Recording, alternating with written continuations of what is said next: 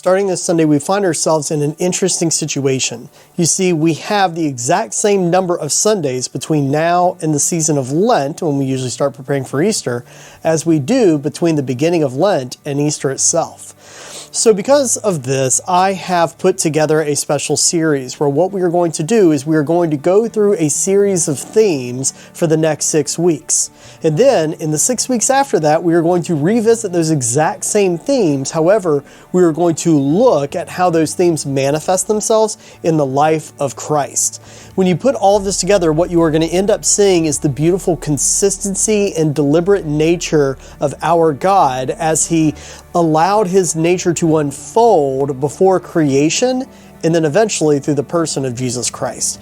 I hope that you'll enjoy the next 12 weeks as we go through all of this, and that it will be something that blesses you and puts you in the right mindset as we eventually move into an Easter season here in just a couple of months. With that, we'll get into today's lesson. Thank you very much, and God bless.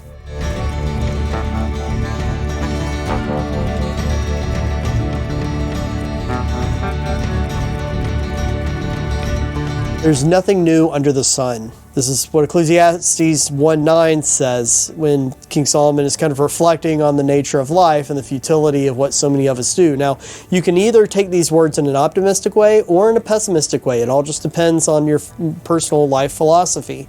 If you're an optimist, then you'll look at this and say, well, that really comforts me, because what it tells me is that if I'm going through something that's difficult, there's nothing that I'm going through that's some magic combination of circumstances that mean that there's no hope for me, because other people have had to go through the exact same thing. So it's kind of that idea of no one truly walks alone. If you're a pessimist, you're going to look at this and say, well, this sounds very bleak, because if there's nothing new under the sun, then what that means is there's no answer, there's no solution. If there was a solution, we wouldn't be running into these problems anymore. And this is, in fact, the mentality that a lot of us end up having when we encounter different trials in our lives. We'll sit here and we will look at our life and we'll kind of realize that, no matter what I do, I can't really fix all of my own problems as much as I wish that I truly could. Well, this is one of these things that we do have to wrestle with, and it's one of those things that we have to be very aware of. Regardless of how many self-improvement slogans you want to hear and, how many motivational speakers want to try to tell you otherwise, the reality is that you can't fix all of your own problems. You can't mind over matter things. You can't just manifest things. Sometimes we have limitations, and because of those limitations, we cannot save ourselves from the different trials that we are going to undergo. So how does God play into all this? Is this all just kind of useless? Is there no point in even trying to improve our life circumstances? Well, there's this very interesting theological concept, and it's something that I think a lot of people end up missing out on. It's the idea that nothing is new under the sun when it comes to mankind. You see, we cannot produce anything new under the sun, but one of the things that you end up seeing in Isaiah 43 verses 18 through 21 is you end up seeing this beautiful picture of a God who is creating truly new things, a God who is restoring His creation, but that restoration comes through a calling of God. Now, one of those things that I think a lot of people miss out on is they focus too much on the limitations of their life, on things that they simply think cannot change, and so they reason, well, if something can't change, I need to just kind of work with what I have. But the reality is that our God is a God of creation. That is the biggest takeaway you have from this first couple of chapters there in Genesis, is that our God is infinitely creative, and He's infinitely powerful, and He has infinite dominion over all things. So even though we live in a world where physically there is nothing new under the sun, what we do know is that God is a creative God, in that when God calls us to different things, He may be calling us to something new, but we should not shrink away from those callings, because our God is the only one qualified to make something new.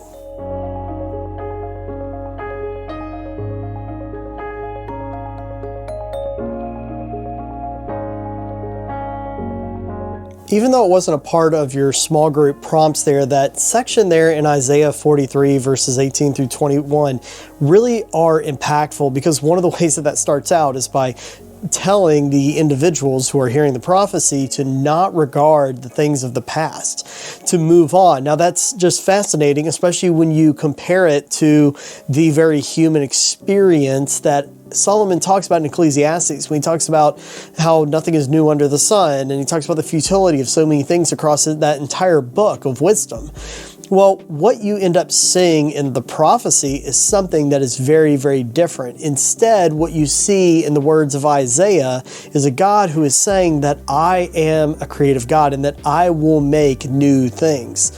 This is something I think about just a few chapters later when we look in Isaiah 64 and 65, which you will read in your small groups here in a second, when we start talking about the allegory of the potter and the clay. This is something most of us are familiar with, the idea that our God is the potter and that we are the clay. You know, when there is a lump of clay, if you've ever watched someone who is a potter, sit at a turning wheel and create a clay pot, you can notice that it doesn't all just go according to plan on the first turn. The reality is that it takes many, many revolutions of the turning wheel in order to make a pot. And frequently what will happen is the walls will be too thin and the walls will fail and the entire pot will collapse in on itself, and then the potter has to remold everything and do it again. But eventually that pot gets fired. And when it gets fired and it undergoes that burning fire, then it is made into something that is new. It is no longer just a lump of clay, and it's no longer a lump of clay that is taking the form of something that's going to be a pot. Instead, it's an actual pot now. It's an actual vessel or vase, something that can be useful for whatever the potter is making it for. That is something that I think is profound, because we'll talk about the potter and the clay, and we'll talk about that in terms of how, we're clay and we're always being molded, we're always being worked with. But I think sometimes the nuance that we end up missing in that conversation is the fact that God is a potter, that he is the one who can make a new thing in this world. And that's exactly what he does with us when he calls us. He's making us, he's molding us, he's changing us into something that is going to be useful, something that is going to be beautiful. And that is something that only God knows, because after all, the lump of clay doesn't know everything about the potter. I mean, the lump of clay, it doesn't know what the potter knows. It doesn't have sentience. It doesn't have the vision that the potter has. The only thing that the clay knows is the hand of the potter. And sometimes I think what happens is when we are experiencing the hand of God in our life, we forget that that hand is just the hand, and that God has a bigger plan for us in our life. The faith of the thing has to come into play at some point in time when we are facing a calling for a new path in our life, or where we feel like we're being asked to do a new thing or serve in a new way, or maybe drop certain things so that we can make room for something else in our life. All of those things can be intimidating, and I think we'll focus so much on the intimidation, because that intimidation is the hand. And what we don't realize is that there is a potter who is controlling that hand, and a potter that wants you to be a part of his glory.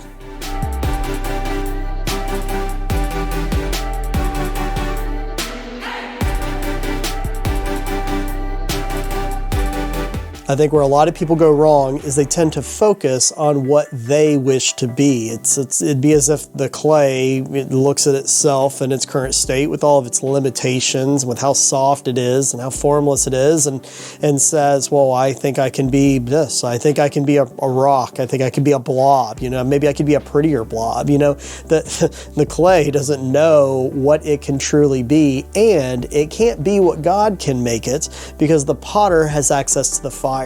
When we experience the fire of the Holy Spirit burning in our heart, that comes as a result of a relationship with Jesus Christ, then we truly become a new thing, something that is different, that is unique.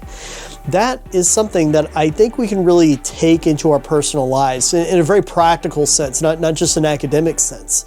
When we sit here and we look at what God is calling us to do, we look at open doors, we look at closed doors, we shouldn't focus on looking at these things as we currently are, because we're just balls of clay. Instead, we should understand that God has a vision for us, a creative plan, a beautiful plan, a glorious plan, and that plan is something that he is making deliberately. And it may not come smoothly. It may not all come together on the first turn of the table. It may be something where we're built up and then we crumple in for various reasons, and then we have to build back up anew.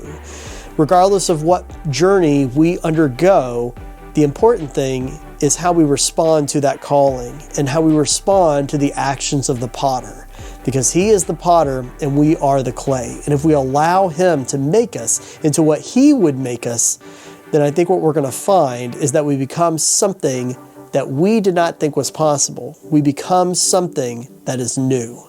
That's our lesson that I have for today. I hope you're able to get something out of it. And until we can meet again, God bless.